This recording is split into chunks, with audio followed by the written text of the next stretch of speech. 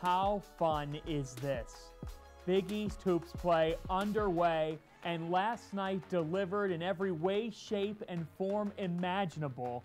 We are here to break it down with you on Big East Shootaround. Welcome to a fresh edition of the show from New York City. We have a huge lineup.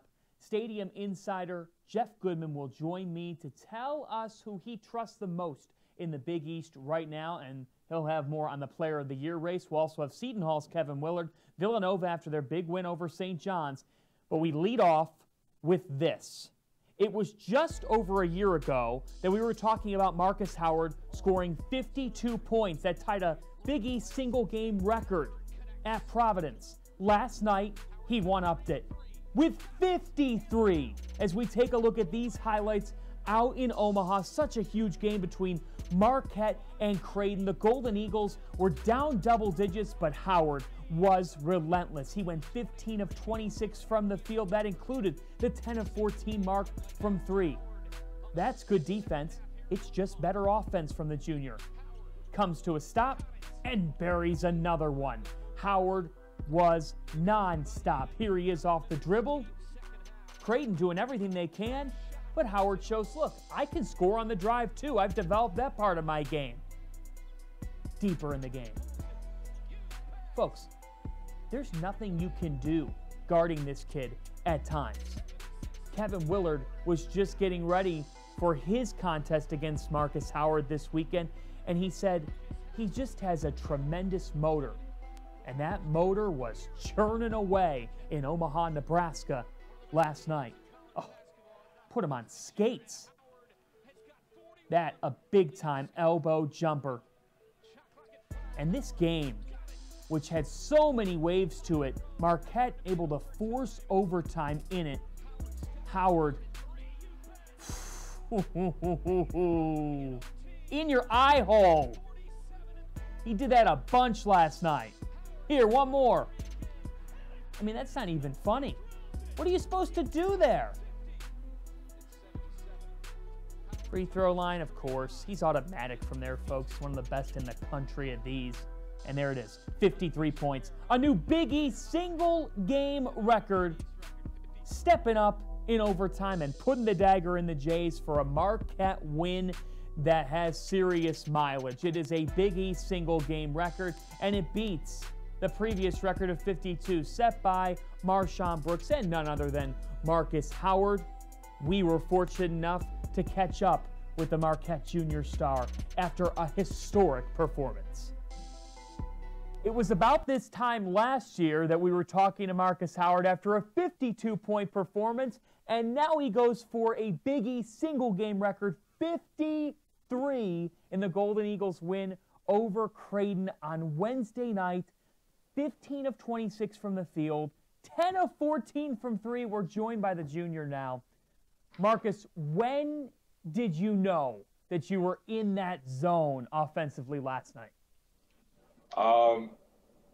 It was kind of when the game was kind of getting real close towards the end of regulation, and I was hitting shot after shot, and my teammates were kind of just telling me just to keep going at it. So, just them having that confidence in me really gave me the ability to do what I was doing. But it was really just a great, hard-fought team win, and in a really hard place to play in Creighton. So I was really proud of my guys. We really stuck through it, fought through it. Didn't fold at all, so it was really a great team win for our program. Why didn't this Marquette group fold? I think you just got to be tough, man, especially on the road against a great team. I mean, Creighton is an unbelievable team, one of, if not the best offensive teams in the country in terms of how they score, man. I mean, they get you running in transition, they move around in the half court, so you definitely have to be aware at all times of where they're at and, trying to run them off the three-point line. They're unbelievable three-point shooters. But, as a team, we just had to stick with it. We had to keep chopping, as our coaches always tell us, keep coming at them. So I thought, we were down 14 to 16 points and we kept at it. And we got the game to an overtime. We felt very confident that we were going to be able to take care of business because we practiced that all the time in preparation, game situations. So we really relied on what we did in preparation and in practice, to help us get that win. You just said it. You overcame a double-digit deficit last night. How much is the way that you play offensively a result of that ability to always be in a game? Yeah, I think it's not only just myself, but I mean, we have plenty of guys that can, take over games like that. I mean, we got Sam, Joey, Sakar has proven at times he can do that too. So, I mean, we have a number of guys that can just, step up big and play big for us when the lights are the brightest. So, I'm really fortunate, to be a part of a team that has a group of guys that can do that. And, Sam, had ice in his veins at the end of regulation, man. So, I mean, I'm just so blessed and fortunate to have Sam on my team as well as everybody else on our team. We have a group of fighters, man, and I'm really fortunate to have those guys on my team. I wouldn't trade them for anything. Let's stick with Sam. What's going through your mind on the final sequence? Creighton inbounds the ball, and nobody touches it, so it goes back to you. What's in your mind? When we saw that they turned it over and we were going to have the ball into the basket, it kind of just brought me back to practice. Coach Wojo, I mean, is always putting us in crazy situations, in terms of preparing for different types of things that we'll see in a game. So, I mean, we've practiced times where we've had 0.6 on the clock, 1 second on the clock. So happened to be in between when it was 0.8 last night. So, taking the ball out of bounds, I was kind of like, we've seen this before. And in practice, it's always Sam who throws up some crazy shot and it goes in at the buzzer. And so, like, at first I saw Joey kind of curling on the cut, and I was thinking about hitting Joey, but I saw his man was sticking with him. And then I saw Sam, we kind of made eye contact, and right when I saw Sam, I was like, oh, I have to hit him. So when I hit him and he caught the ball and just threw it up, I kind of leaned and was like, okay, I looked a little short, but then as it was kept on going, I was like, oh, I has a really good shot at going in. And right when it switched to the net, like the whole bench cleared, we all cleared. We were all just so excited because we knew that was going to an overtime, and we knew that we had another shot to win the game. So, I mean, that was probably one of the craziest shots I was able to be a part of. Sam, is a clutch player. That's what he does. And, I'm so proud of him as well as the rest of our guys. What was said in the huddle once Sam makes that shot to force overtime? Yeah, I mean, we weren't even worried about if they were going to count or not. We had a feeling in ourselves that it was going to count, that we're going to have another chance to play for another 5 minutes. So we just said to ourselves, we put ourselves in a great position to come back and win this game. We didn't play nearly as well as we could have.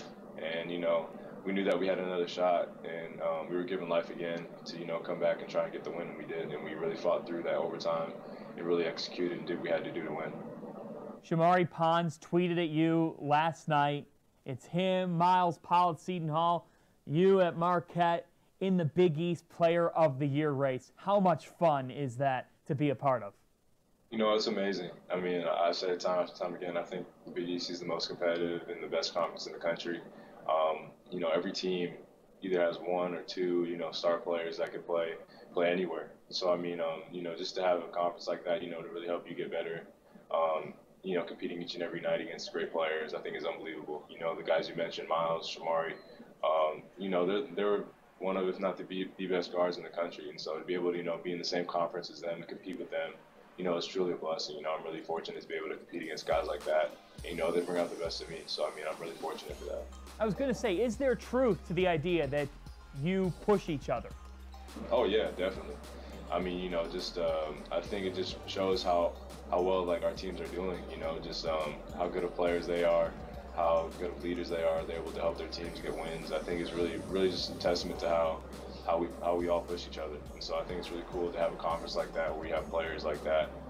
Though you might not really think about it, I think it's really true in the fact that, we all push each other to want to be better. So now you've got 53 points, and I know you compete with your brothers in a friendly fashion. That's got to be at the top of the Howard trophy room now. It's got to be at the top of the accomplishments. I don't know about that. I mean, my brothers are amazing. Jordan, I mean, there's no one like Jordan in my eyes, I mean, I think Jordan still might be at the top, I mean, leading the state of Arkansas in scoring, of all time. So I think that's pretty impressive in my opinion, no matter what I can do, I mean, I still think Jordan, is like, he's the best player in my eyes that I've ever seen, I've ever played against. So I'm really fortunate to have brothers, that push me beyond my limits. So, I'm really proud of Desmond and Jordan. They're great players as well as great men, and they're great examples to me as a younger brother. And, my only hope is, to end up just like them. The always humble Markus Howard. Who had the best? Did you guys dance in the locker room after the win? Did we dance? Yeah, there was some dancing. Who's the best dancer on the team? There was a lot of water thrown, but yeah, there was some dancing. The best dancer on the team for sure is either Jamal Cain or Sakar. I mean, those two. I mean, they can dance to anything. It could be any type of music. You know, they're vibing to it, they're dancing to it. But those two really got some moves. I was surprised too. Sam and Joy were breaking out some moves I hadn't seen before either. The Hauser brothers. Yeah, you wouldn't think they had any rhythm, but they've got Wedding Crashers in them. They got Wedding Crashers. That's for sure. That's for sure. Yeah, they're the next Vince Vaughn, Owen Wilson. They'll be looking to take those dance moves to the dance floor in March with Markus Howard. Thanks so much. Congratulations. Thanks, John. Appreciate it.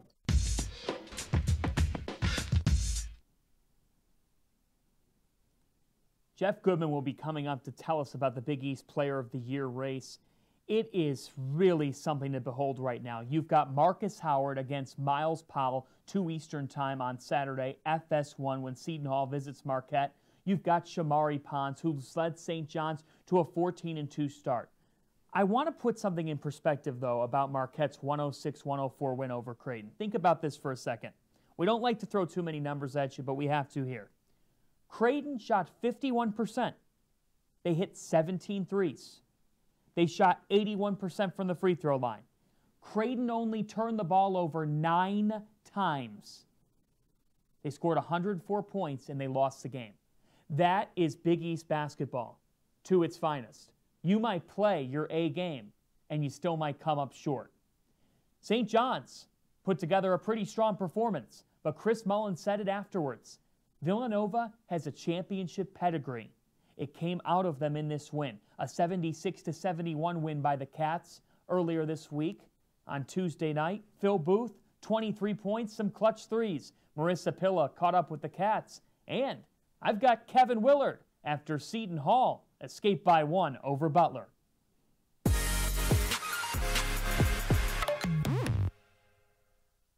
Marissa Pilla here with Phil Booth after Villanova's 76-71 victory over St. John's. This was a game that St. John's had the majority of the lead throughout the entire game. Only 3 minutes Villanova had the lead in this game.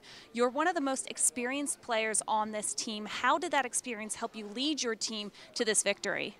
I just kept talking to the guys, telling them to stay with it, just focus on next possession, take them just in the time. And St. John's a really good team. They came out strong, and it took us a while to get back, but we just kept staying with it. And there's been a lot of talk in the beginning of this season that the Big East is wide open to win. How important was it to get this win against a ranked St. John's team to keep you in the running in that conversation? You know, we just take it one game at a time. You know, St. John's come in, very good team, beat a lot of good teams, explosively offensively. So we just try to do what we can to make it difficult for them and try to come out with a win. Given that you're one of the most experienced players on the court, how did that experience help you lead some of the younger players on this team to this victory? I'm just trying to show them not to get too rattled. I mean, it's a great environment here. The crowd was great, and they came out playing great. And we just try to keep a good attitude and keep fighting back. That's all that really matters. Where do you see this team needing to improve? Just in all areas. I mean, no team is perfect. I mean, we have gotten better defensively, but we can still get better. We get better offensively as well. So we're just going to keep doing that in practice and see where that takes us. Thanks for your time. All right, thank you.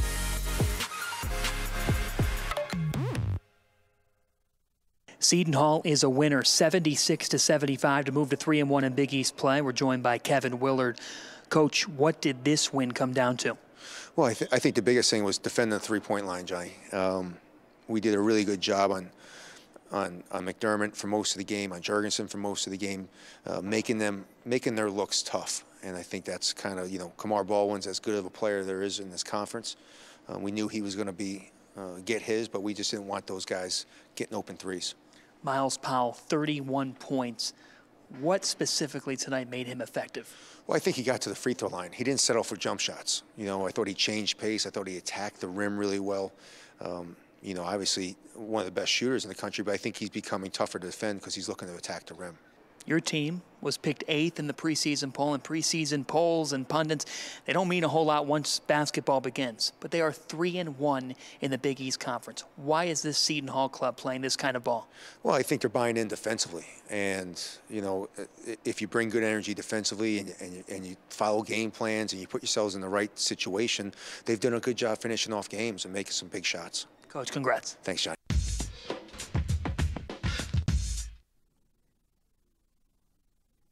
Here on Shootaround, we always ask for your questions. Feel free to chime in with us. You can do so on Periscope. And for those watching on the Fox Sports app, thanks for tuning in. Let's start with a question on how many NCAA tournament teams there will be from the Big East. And one viewer says that 5 would be a miracle. Well, I'm here to clarify that a little bit. Think about this. St. John's and Villanova, those are 2 teams playing NCAA tournament caliber basketball. Marquette has the best resume of the Big East teams. They have 3 top 15 wins. They just got the W at Creighton, a road conference win early in league play. That's big for their resume. Seton Hall wins over Kentucky, Maryland, St. John's, who is way up in the net. The Big East has 6 teams floating around that top 50-ish range in the net. So I don't think 5 would be a miracle. I think you have to remember in 2014 when the Big East only had 3 teams, the Pac-12 and the Atlantic 10 were having up years. The Atlantic 10 sent 6 teams to the Big Dance. This year, the Pac-12 and the Atlantic 10 could very well be 1-bid leagues. The Big East, I think, is a 5-bid league and potentially could be a 6-bid league because, look, you've got to fill out 68 somehow, and I think that the conference has 2 teams on top of Villanova, St. John's, Marquette, and Seton Hall. Let's turn to Georgetown. A fan asking, where are the Hoyas going to finish, John? Here's the thing. They need to get Saturday's game. 2 teams in desperation mode to get on track. Providence is 0-2 in Big East play, but they're in D.C., and they're still without A.J. Reeves. Georgetown, so promising at times. They had St. John's beat, couldn't finish them. They had Xavier. They were up by 17 points. Credit to Xavier for coming back. Georgetown's got to show that they could turn the corner by finishing a game. And Patrick Ewing will tell you it's a result of having young players. Now can the young players step up? James Akinjo, this is his team. He's got to do just that. A Providence fan wants to know, can Providence recover from this? Well, I can tell you right now, Ed Cooley's been 1-4 in conference play. He's been 0-2 in Big East play.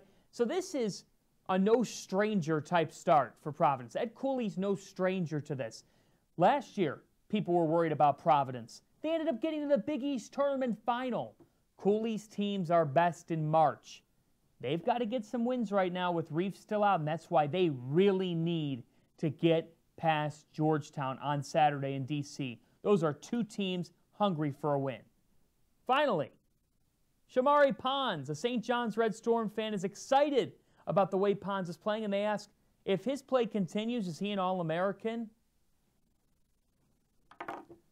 Without a doubt. Without a doubt.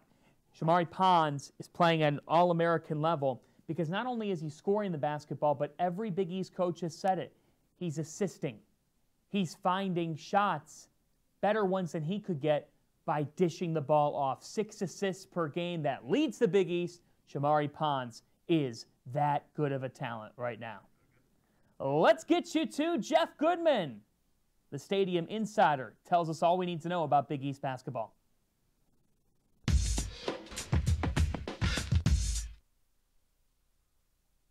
Let's get the national perspective now. We welcome in Stadium College basketball insider Jeff Goodman. Jeff, we lead off with Markus Howard of Marquette, the junior putting up a career high, a Big East single game record, 53 points in the win over Creighton. Where is Howard in your hierarchy of national players? I mean, he's moved right in now. I've said it, you know, we do this player of the year race thing at Stadium where I poll 10 people from 10 different organizations every month. And we just did it the other day. And I was telling somebody that the disparity from 1, which was Zion Williamson, to maybe 10, which was Markus Howard, was in that 10 range, was as little as it's been since I've gotten into the business. You know, Zion's got the flash, the sizzle, and all that. But you can make a case, again, that Markus Howard, and the only person who voted Markus Howard first, and this was before the 53, was Doug Gottlieb. So I give him a lot of credit. I think there's plenty of guys who are in the mix, and I think conference play is going to kind of weed out, not the pretenders, but the second-tier guys from the guys that have a real shot. And I think, you know, Zion Williamson, certainly Grant Williams of Tennessee, Markus Howard has put himself into that upper echelon. Rui Hachimura from Gonzaga, I think there's probably 4 or 5 guys. Are you buying that Markus Howard has Trae Young in him? Yeah, I feel bad because he hasn't gotten the attention, and I think largely it's due to my former employer. No knock on them. I just think they blew Trae Young up much earlier last year. Remember, he started it in Portland. He went off for 40-something in Portland on ESPN, and they started to blow him up, and they haven't done that with Markus Howard, and I think part of the reason is he doesn't play on ESPN like Trae Young did, frankly. But I think Markus Howard has the same type of ability. You know, doesn't pass the ball with the same flair that Trae does, but he's a much more efficient shooter. I mean, it's not even close. Takes better shots, higher percentage, makes more of them. He's just a better shooter than Trae Young, which is saying something. Sticking with Howard, there's clearly a Big East Player of the Year race. Howard, St. John's Shamari Pons, Seton Hall's Miles Powell. Who comes out on top in this race? It's awesome. I mean, honestly, the Big East Player of the Year is awesome right now. And I don't know. I mean, I would have given it to Pons a week ago. Now I give it to Howard. Powell maybe a couple weeks ago after he hit the big shot to help beat Kentucky. I think it's going to go back and forth all year. And to me, the winner of that one should be whatever team wins the league. That should be the winner. For me, I would go on that as the determining factor if it's close.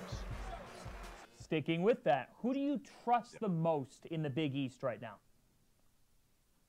Villanova, I guess. You know, which is not one of those teams with those players. Right. Don't you have to say that with what the program's done over the last 3 years, and still with Jay Wright at the helm? I understand it's a completely different team, yeah. And you know the culture is still there, but when you lose what you did last year, it's difficult for any program to kind of rebuild, and it's taken time. They're still going to be up and down. We've seen that, but I trust them more than anybody else because they've done it before, and they've still got some guys in the program that have seen it. Maybe not felt it as much, other than Pascal and Booth. You know, I think a key is going to be obviously Colin Gillespie. You know, being solid, being consistent. He's not Jalen Brunson. He's never going to be Jalen Brunson. But can he do enough to kind of make it easier for everybody else around them? And that's one thing Brunson did. I mean, he did everything. He led intangibles. He made people better. He scored when you needed him to get a bucket. And that's not Gillespie. So I think it's been tougher for some of those young guys. If you put those young guys with a Jalen Brunson, they would have come a lot quicker. It's time for the Goodman Hoops favorite on Twitter because they are following you avidly. The St. John's Red Storm fans are all over Goodman Hoops, and the Red Storm are 14-2. Yes, they're coming off a loss to Villanova, but they showed in a lot of that game. They outplayed Villanova, just couldn't finish. How deep can this St. John's team go? What's your forecast? Well, listen, when you have Shamari Pons and you have Mustafa Heron and you've got older guys, you know, Justin Simon, Marvin Clark, like older dudes that know their role now and have bought into it, and you've got a star in Pons, you've got a chance to go to the second weekend. And once you get to the second weekend of the NCAA tournament, anything can happen. It's based on matchup. So I really like it, and I like watching Chris Mullin. I think, you know, again, I've gotten a lot of heat from that fan base, and I give St. John's a lot of credit. I love Chris Mullin. He was one of my favorite players growing up. I'm dating myself a little bit there. But Greg St. Jean's done a great job, and Matt Abdelmassi and some of those guys. So it's good to see St. John's relevant. I like it because it's a drive for me. I can get there within about 4 hours, so I'm going to try to hit a game here in the next few weeks. But, yeah, I really do think St. John's is back from a standpoint that they're nationally relevant again. What will determine how deep they go this year? Well, I think, you know, again, their offensive efficiency is important. They've got to take good shots. They've got to handle, take care of the basketball. That's the biggest thing for St. John's that they really didn't do in the past. Even a guy like Pons, you didn't know what to expect from possession to possession. Now you kind of know what to expect with Pons. He plays with a lot more maturity, a lot more poise. And again, those other guys are older too, and they're filling their role. Pons attracts so much attention that I think the other guys, again, they're going to get uncontested shots. You got to trust your teammates. and that's what Pons has really started to do. The best coaching job being done in the Big East is? Yeah, you know, it's got to be Kevin Willard, actually. Like, to me, hands down, bar none, it's Kevin Willard with everything they lost last year. And to have Seton Hall doing this well, I'm tired. I got back at about 2 in the morning from the BC-Virginia game, so you'll have to excuse me on that one. But clearly, to me, it's Kevin Willard. Got to be. So before the season started, I would say your relationship with St. John's fans, I would put the status, it's complicated. Are they in the friend zone right now? You're being kind. You're being very kind by saying it's complicated, John. Friend zone right now? Are they Yeah, friends? absolutely. Listen, my take about St. John's, again, I was having some fun with it. And for the first 3 years, they had done nothing. They had done. What am I supposed to say about a team and a program that has done nothing in a long period of time? Am I supposed to throw praise at them? You can't. You got to be honest. And unfortunately, fans don't always want honesty. Jeff Goodman, follow him at Goodman Hoops on Twitter. He's got coverage for Stadium all season long. Thanks, Jeff. Thanks a lot, John. Appreciate it, man.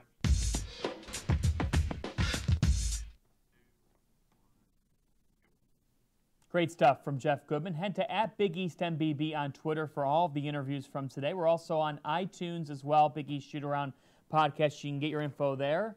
And I have your weekend guide to Big East basketball. 3 games on Saturday, 2 on Sunday. Here's what you're looking at. You can start your Saturday noon. FS1, Providence at Georgetown, followed by Seton Hall and Marquette from Fiserv Forum. You get the Powell Howard showdown. Then the Johnnies, they've got a sold-out Carnesecca Arena, 24th in America, hosting DePaul, 6 Eastern Time Saturday, CBS Sports Network. Your Sunday starts on Fox. Villanova and Creighton, 12 Eastern Time. They'll be drinking beer for breakfast in Omaha. It'll be 11 a.m. Central Time. And yeah, you've got football on Sunday, but you can start it with Big East basketball before the football at noon Eastern on Fox. Villanova and Creighton also on Sunday at noon Eastern. Butler and Xavier renew their rivalry. The full schedule and scoreboard is on BigEast.com, and we will be back with you next week and every week throughout conference play and beyond, as the march to MSG has only just begun, and there are so many questions to still answer. But I will leave you with this parting note. Villanova is 3-0 in Big East play, and despite all the different question marks, the reigning national champions, as Chris Mullin said, they have that championship pedigree, and they are at the top of the conference for a reason, showing that poise, that confidence factor. And until someone unseats them, they're at the top of this league. That does it for us on Shootaround. Enjoy the weekend of Big East basketball. Conference play has just begun, as a viewer asks me to take my glasses off again. If it's a lady, that's interesting. Have a good weekend.